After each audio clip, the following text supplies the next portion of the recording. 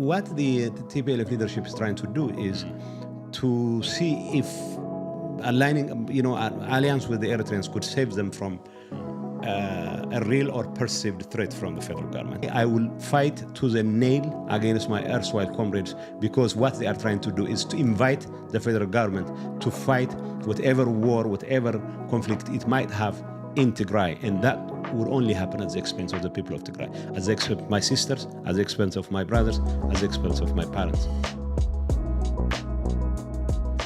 Welcome to a very special episode of GPS Global Power Shift. I'm Jim Stenman here in Dubai, and I'm being joined by a very special guest, Getachew Reda, who is a senior official within the Ethiopian government, and we're going to be talking about the Horn of Africa specifically today. It's a very interesting region. I obviously have family ties to Ethiopia. My mom is from that part of the world, and I've spent the last couple of years reconnecting with the Horn and Ethiopia in particular. So it's going to be fascinating to get Getachew's thoughts on what's happening in Ethiopia and the region more widely. Getachew, thank you so much for joining us. My pleasure. Can you tell us a little bit more about your background and how you got into politics? I went to law school. I grew up, was born and raised in Tigray, southern part of Tigray. In northern Ethiopia. Northern Ethiopia, of course. Yeah, I went to Addis Ababa University. I studied law. So I became a graduate assistant as soon as I graduated. So I never practiced law. And after, I think, 2 years as a graduate assistant, I had to go to the US for graduate studies. And then I came back and resumed my academic career, but in the middle of my academic career, opportunity presented itself in the form of some of my colleagues in the ruling party back then proposing that I join the government in a not so prominent position, of course. So I was basically in the business of producing written material, strategic review of sorts on a number of issues. So I got off to a good start when it comes to the issue of Horn of Africa. So most of my focus was the region, and so yeah, that's how I found myself in active politics, although I never considered myself a politician of Why typical is that? I have always considered myself someone with an intellectual bent, academic bent. Of course, it would involve all sorts of analysis, and you're not going to be immune to political issues, but to assume the position of a full-time politician, that never crossed my mind. And you recently left your role as the president of the Tigray region, and I definitely want to get into that. A lot of our viewers aren't necessarily familiar with Ethiopia or the Horn of Africa in general. So if we zoom out a little bit, can you talk about how significant the Horn is in 2025? I mean, we're here in the Gulf. Obviously, the Horn of Africa is just across the Red Sea. There's a lot of activity happening in this part of the world, and Ethiopia in particular is building bridges with countries here in the Gulf and elsewhere as well. So how do you kind of view the role of the Horn at the moment? Well, the role of the Horn, the geography has its own story to tell. All the countries in the Western Red Sea region do not only have historic ties with the Eastern Red Sea region and the Gulf of Aden and the Arabian Peninsula, but whatever developments transpire in this part of the world, one way or another affects the rest of the world. This is one of the busiest sea lanes in the world, and tremendous economic activities take place, and anything that affects that sea lane will also affect the peace, stability, and security of the entire region, of course, for stronger reasons also that affects the peace and security of the entire world. And this part of the world also, demographically speaking, has one of the largest populations in the world. Ethiopia alone has about 125 million people. And the combined numerical strengths of the Horn of Africa region in terms of economic development and opportunities for economic development, not only for the people in the Horn of Africa, but also beyond, including the Gulf, the Middle East, and Europe, makes it very critical player in world and regional politics. And of course, any crisis in the Horn would also impact, for example, migration, whatever issues in Europe. Anything that happens this part of the world, one way or another, affects any other country halfway across the world. So, but more importantly, some of the most important, some of the most critical challenges that we face today, including terrorism, including fundamentalism, poverty, economic development, or lack thereof. These are things that one way or another remain critical challenge in this region, but they also go beyond that region and affect other parts of the world and vice versa. One of the biggest events, I think, in the region, whether we're talking about East Africa or maybe Horn of Africa specifically, and certainly in the last couple of weeks, the inauguration of the Ethiopian Grand Renaissance Dam. Obviously, this is a project that's been debated over the last couple of years. Egypt has not always been very happy with the project. How significant is the Grand Renaissance Dam for Ethiopia to realize its full potential? Is this something that really over time you and your peers in the government think is going to transform the entire economy? Oh, it's very significant. You know, yes, it has serious impact on the economic development endeavors of the country. That's one thing, but because the capacity, it'll have enough capacity to cater to the whole country and beyond. Yes. Correct. But the most important aspect of the Renaissance Dam is the kind of example it sets to the rest of the world that we were able to build the largest possible dam on the Nile without having to seek the financial support of the rest of the world. It would send the signal that it would be foolhardy for the international community to try and stop us from building other projects which are far less significant than the Renaissance Dam. So this is the largest possible dam that could be built on the Nile. And we just want to be clear: this was financed by Ethiopians themselves, yes, and the diaspora. Obviously, we had Trump take credit for it a couple of weeks ago. No, he misspoke. I have no problem with President Trump trying to take credit for anything and everything, and let him take the credit. Right. I don't think it would be. Would detract from sure. the reality of the dam itself. So, so you're able to build the dam on our own. Okay. So, other possible projects over the dam, over the Nile, could only be far less significant than the Renaissance Dam. So it would be foolhardy for the Egyptians to try and to stop other projects which are far smaller than the Renaissance Dam. And I'll give you how important. I'll also give you additional examples how to show how important the Renaissance Dam was. Can we just say, just to be clear for our listeners here, the issue for the Egyptians is they're arguing that obviously it's going to affect water security, not just in Egypt, but in Sudan as well. You know, the Egyptians are steeped in the tradition of trying to establish that they are historically entitled to the exclusive use of Nile waters. And they're citing a colonial era deal that was made. That you know, the colonial era treaties, even the Egyptians didn't sign it. didn't sign that treaty. Most of the colonial era treaties were signed by the British, both on behalf of the Egyptians, on behalf of the Sudanese, and probably the only one that was signed between two seemingly independent African nations, Egypt and Sudan, was the 1959 agreement. But it excluded Ethiopia.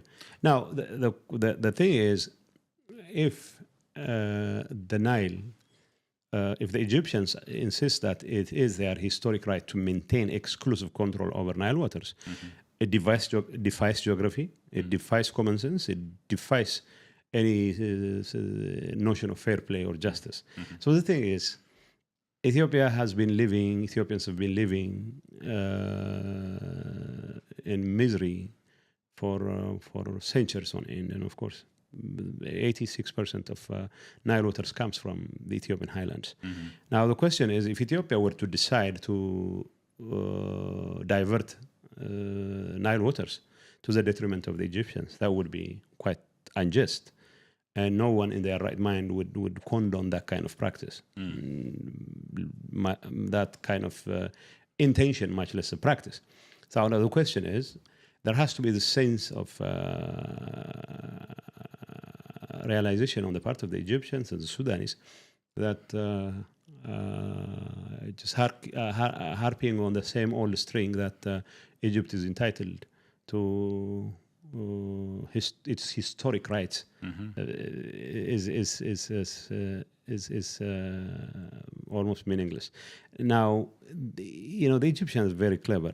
And of course, they have their own experts in every international institution. Even the whole idea of historic right doesn't, in fact, get much traction among the international community. So they come up with what they call water security. Water security is another form of arguing for historic rights. But granted that we have to make sure that Egyptians are not going to be affected. But they have to come to terms with the fact that Ethiopians also will have to use Nile waters. I'll give you an example. Tekeze, when we first built a dam over Tekeze, which the Sudanese called Atbara, which is another tributary to the Nile, the Sudanese realized that, well, despite their original uproar against the dam, they realized that the building of the dam in the highlands of Tigray, your home region, yes, simply meant that they were able to reclaim more than 250,000 hectares of land, which they could harvest year in and year out. So the added advantage for them was water was being regulated. Of course, some of the dams in Sudan, such as Rosris, Jebel Aulia, and all those places, they were full of siltation because of the amount of earth that comes to them from the highlands of Ethiopia. So with the dams being built upstream, the rate of siltation not only decreases, but at the same time, the water being regulated simply means that the Sudanese were able to harvest additional 250 hectares. With the Al-Nahda, with the Renaissance Dam, they will be able to harvest another 10 million hectares. So to the extent that there is an issue for the Egyptians to fret over, it's not going to be with Ethiopia, it's going to be with Sudan, because most of the benefit in terms of harvesting, in terms of using it for irrigation, could only accrue to Sudan, not Ethiopia, because the Renaissance Dam, it cannot be used for irrigation purposes because it's very close to the Sudanese border.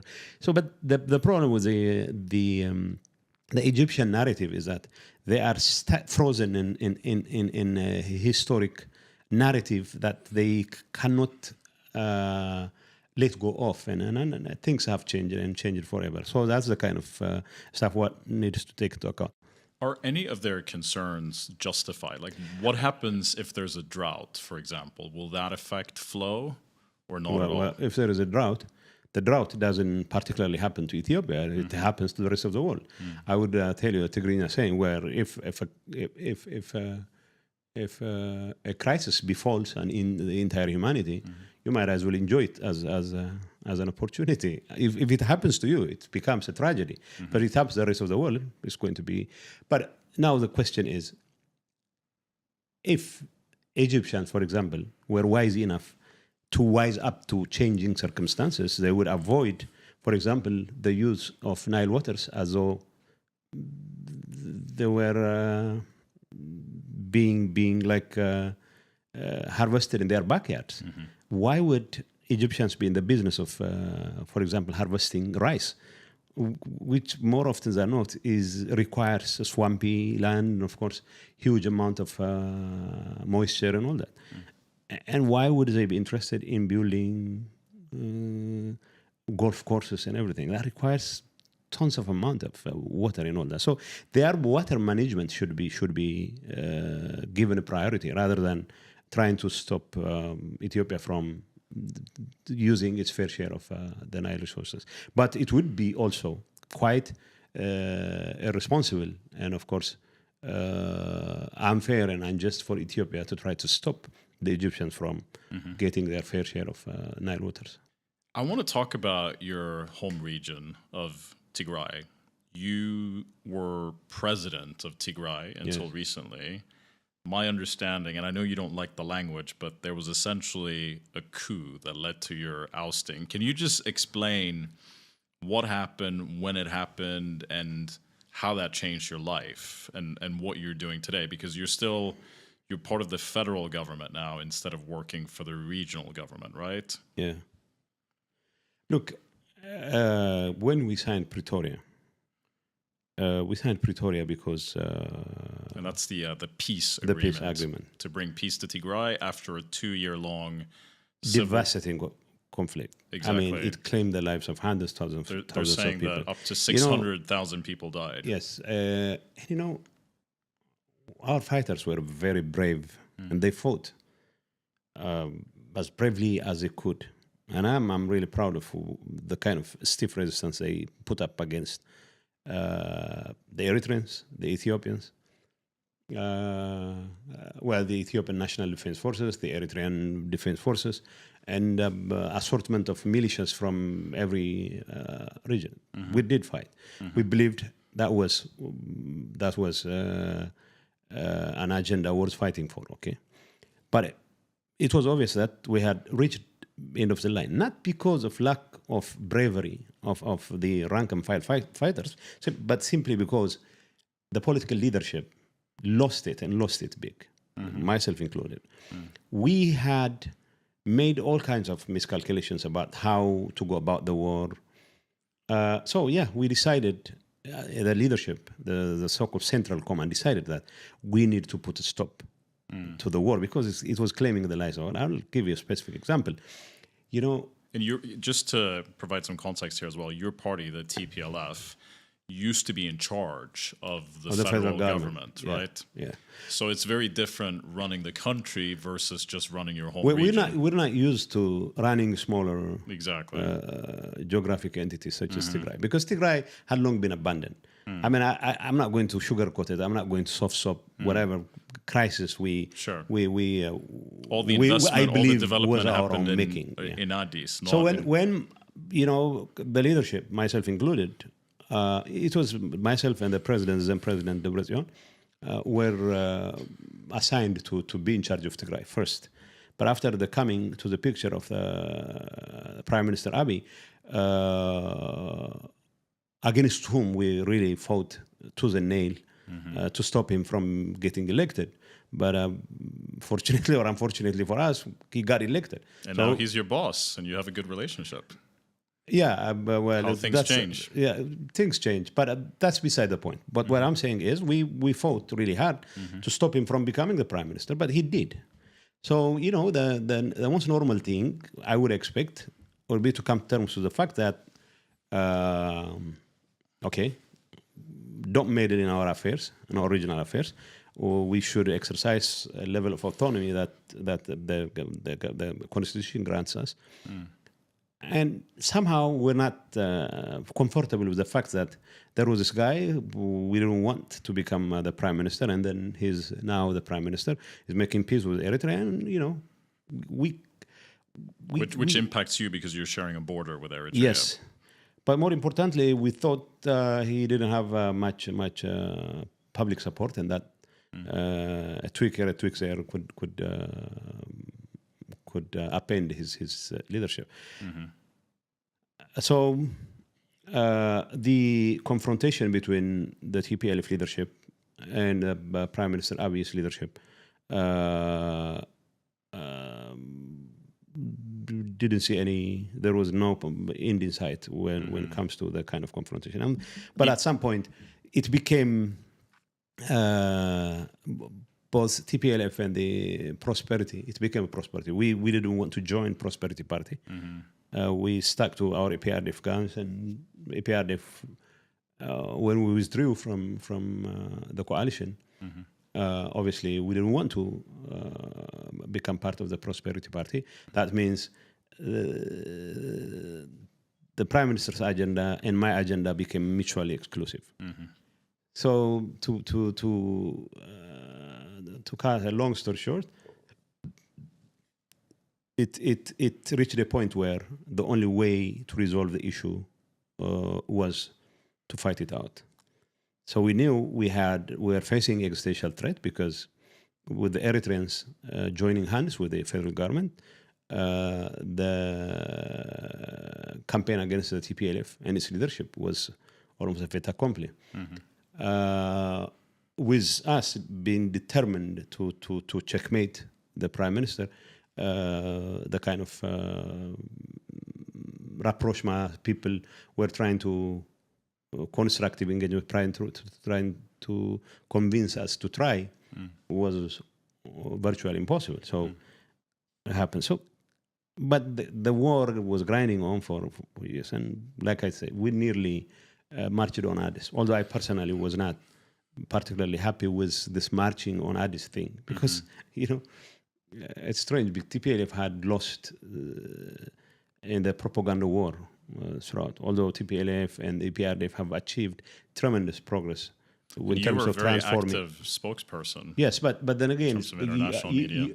You can speak as much as you want, as long as you want, as long as the people have, they could personally listen to me, but you can't change the reality on the ground. I can change the reality. So, I mean, just to fast forward, obviously that conflict went on for 2 years. After that, there was an interim administration that's essentially still active. That's why Pretoria was signed. But the signing of the Pretoria, everybody welcomed it, because it gave us a relief of sorts from the kind of carnage. I will tell you this.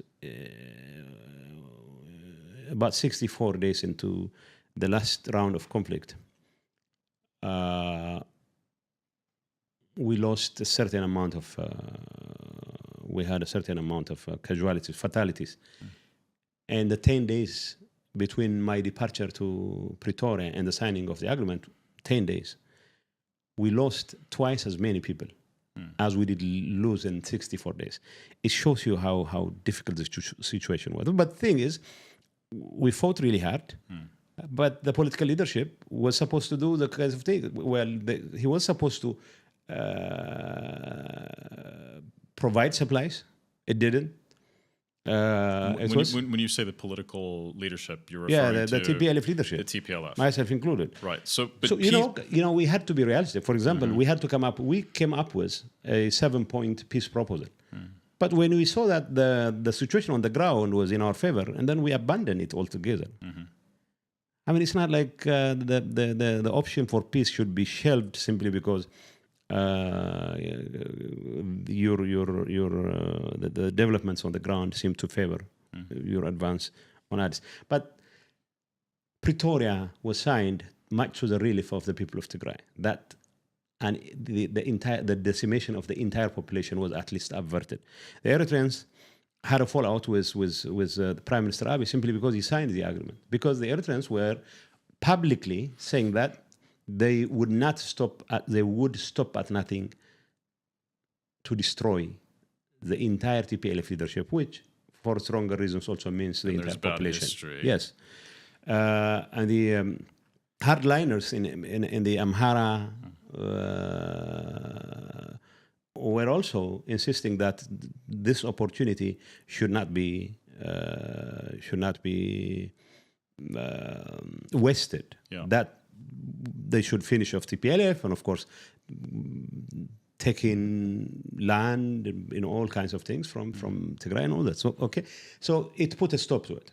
So the arrangement was, well, the prime minister was clear, and he didn't want 5 of the executive committee members, myself included, to be the face of interim administration. But unfortunately, the then chairperson, I think he's still the chairperson of the party, or he claims to be. You're not in touch daily anymore. No, I'm not. And I am so much the better for that. You became the president, and then you were running the region alongside the TPL leadership, correct? Yes, I was part of the leadership. I was trying to accommodate them, but the TPLF is steeped in the tradition of totalitarian control of everything. And you've talked about this before, how there's sort of a disconnect between, I think, a generational disconnect, you would say? But I don't want to dwell much on it, because I know of people who belong to that generation who are not fugitives from reality, right, who want to come to terms with reality, unvarnished one. But the problem is the TPLF leadership. I'm an outlier of sorts, but even me, with that outlier status, we're not immune to the kind of totalitarian tendencies that. So, but I realized when I became the president, it was impossible, because it was supposed to be an inclusive administration, and I cannot take dictates from 4 members who are absolutely misguided about everything. They don't have the gray matter. They don't have a clear idea of what the world thinks about them. Right. They don't have any clear idea, even the foggiest idea, of what it means to be in charge of Tigray, and what it means to try to extricate these people out of the kind of destruction and misery that the war wrought on the people of Tigray. What were the dynamics like? Because obviously you were president, so you reported into the federal government and the prime minister ultimately, whereas the rest of the party did not. So, I mean, the thing is, I would consult them on a number of issues, but I would want to. But they're not used to being consulted. They're used to being in charge, dictating. So every time we would call a meeting. And under normal circumstances, executive committee meetings happen in 3 months, once in 3 months. And I told them, I'm not going to be meeting with you guys. I mean, the forums, the meetings are the most useless exercises in rhetorical pushback against anything that I come up with. Against, and even it's not even of substance. The confrontation and the argumentation is not over substance. It's mostly on style, on optics, and all that. So they say, okay, they want to decide over personnel choices. They want to impose not just bureau heads, but also deputy heads, agency administrators, directors, and everything. And the TPLF leadership, the executive committee, wanted to dictate everything. So I would have none of it. How did that relationship fall apart earlier in the year when you ultimately vacated that role as president? If we had been successful in leading the resistance, we probably would have gone along better. I should think, because we failed, and miserably so. Everybody was trying to find someone to blame for their failure. So this time around, the notion of collective leadership simply meant that they should stand in the way of everything the president does, simply because he doesn't take orders from them. Okay, I said no. To the extent that I have to accommodate their ideas, they have to come up with meaningful proposals. Like, they don't come up with meaningful proposals. Their idea of what it means to govern is to control everything, and that was absolutely unrealistic.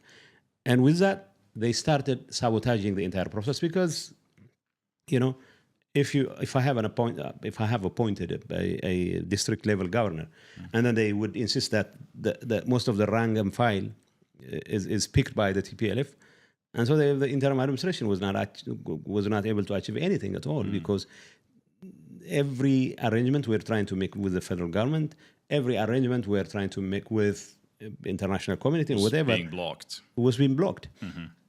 And another challenge was even one of my deputies, who's now the president, had his own ambitions as well. Tigray is a very small region, but I've steeped in the history of glorifying martial tradition and all that. So we have more than 200,000 combatants. Maybe too small of a region for that many egos. And hundreds of generals and colonels who now found themselves in a situation where they can say yes and no to decisions by government. And then can add to that mix the fact that we all believed that something needs to be blamed for the kind of situation we find ourselves in. So it became a war of almost a Hobesian war of all against all. You know, in that situation, why would the federal government, for example, try to step into the plate and try to address this issue?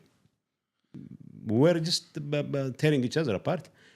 And the problem is the TPLF leadership can never learn from its mistakes. And the right thing to do was, I have been insisting that for the five of us, at least executive committee members, to publicly apologize for our failures and vacate the scene. To the people, to the population. To the people, vacate the scene. Can we talk about the status of peace in Tigray specifically? Because there's been a lot of talk earlier this year about a potential return to war, and everyone is saying that peace is very fragile because there are several elements of the Pretoria Agreement that haven't been fully implemented. Yes. Correct?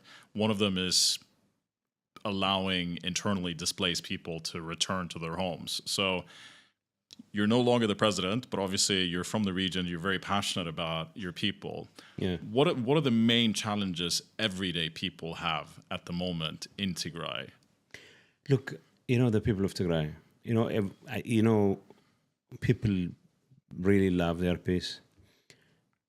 I've been to every village in Tigray, not just as a president, later as a president, but even before that. And after the president, every woman would tell me, one of my security guards was killed in a drone attack in my residence. I went to see his mother after signing Pretoria. And she wasn't crying when I tried to give him some money or something, but she didn't care about the money.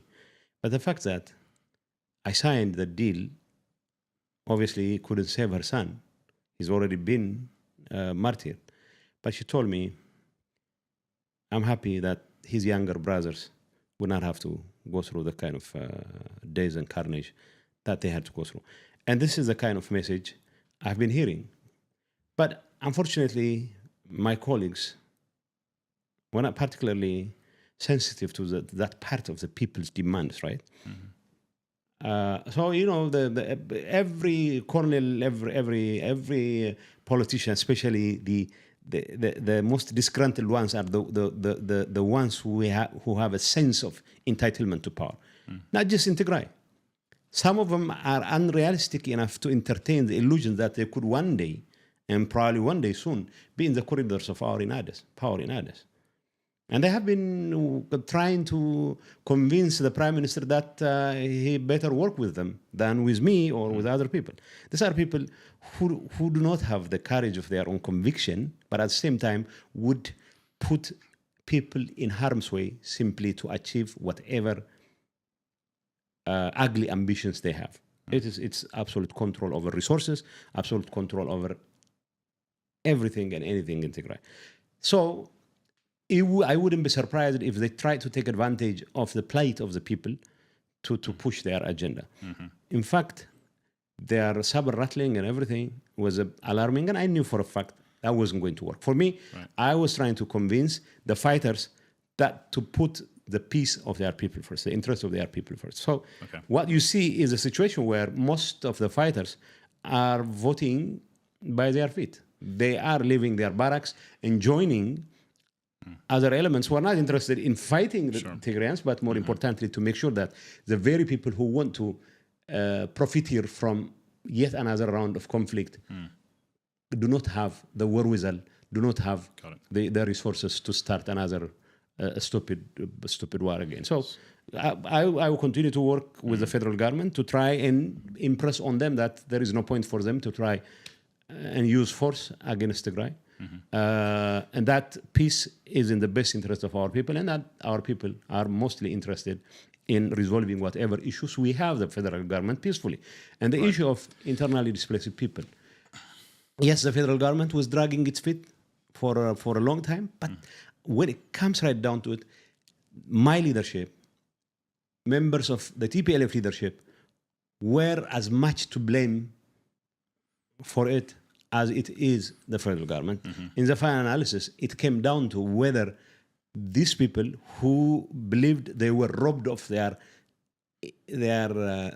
position they were entitled to, simply because I was a TPLF member, I got elected by one margin. I didn't even vote for myself, but they were angry because I'm not the kind of guy they could give orders to. So we have a few more questions that I really want to get to, and we're running very short on time, so we only have a few more minutes. How would you, and just quickly if you can, how would you describe the relationship with Eritrea, between Eritrea and the TPLF leadership currently? You see, I had started the engagement with the Eritreans as an interim president. My hope was that another round of conflict, whether it involved the Eritreans or the Ethiopian federal government, would be would be a nightmare scenario for Tigray. So I was trying to make sure that there was that rapprochement of sorts without necessarily having to abandon the issue of accountability and all that. But the leadership, the older leadership of the TPLF assumed that me working with the Eritreans and at the same time working with the federal government was too much to handle. So they wanted to take advantage of the situation and they started working. But the Eritreans are very clever, and they know that they don't have the numerical advantage to fight the federal government head on. So they want to use whatever opportunity presents itself, to use useful idiots the other side of their border, to the south of their border, including Tigray, the Fano, and other people, to destabilize the country. That's pretty much what they want to do, because they don't mince their words when it comes to their intentions. And that's so what the TPLF leadership right now is doing is to try to shove this new reality up your throat, down your throat, that the Eritreans are our brothers. Well, Eritreans are our brothers, but the Eritrean leadership under President Isaias was in the forefront of committing the kinds of crimes that the people of Tigray had to suffer. And that's also making quite the statement towards the federal government. That's what by having that kind of relationship. That's by what I'm opening talking those about. doors. And you should see. So, what the TPLF leadership is trying to do is to see if aligning, an alliance with the Eritreans could save them from a real or perceived threat from the federal government. But the best approach for me is to try and work closely with the federal government to draw on the diplomatic support of the international community to try and focus on the full implementation of the Pretoria Agreement, rather than trying to find another ally which has never come to terms with the fact that it committed the kinds of heinous crimes that were visited upon the people of Tigray. Now, what the Eritreans are trying to do, is to make sure that the conflict goes southwards. So rather than confronting the federal government, whatever its intentions are, in the Eritrean border, because they don't have the numerical advantage, they don't have the technological advantage and all that, they want to send the conflict away from their borders, and it was going to be either in Tigray or in Amhara. So if some conflict erupts, then at the expense of the people of Tigray. That is going to happen at the expense of the people. That's what I don't want to see. That's why I will fight to the nail against my erstwhile comrades, because what they are trying to do is to invite the federal government to fight whatever war, whatever conflict it might have in Tigray. And that would only happen at the expense of the people of Tigray, at the expense of my sisters, at the expense of my brothers, at the expense of my parents. That I would fight to the nail as long as I'm alive.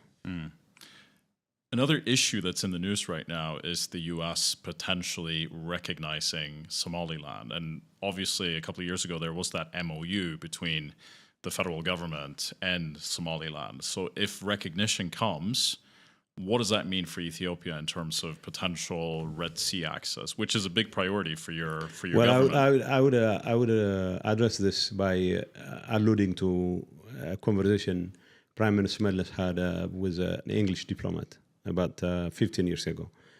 And the British were insisting on Ethiopia recognizing Somaliland because Somaliland is their colony.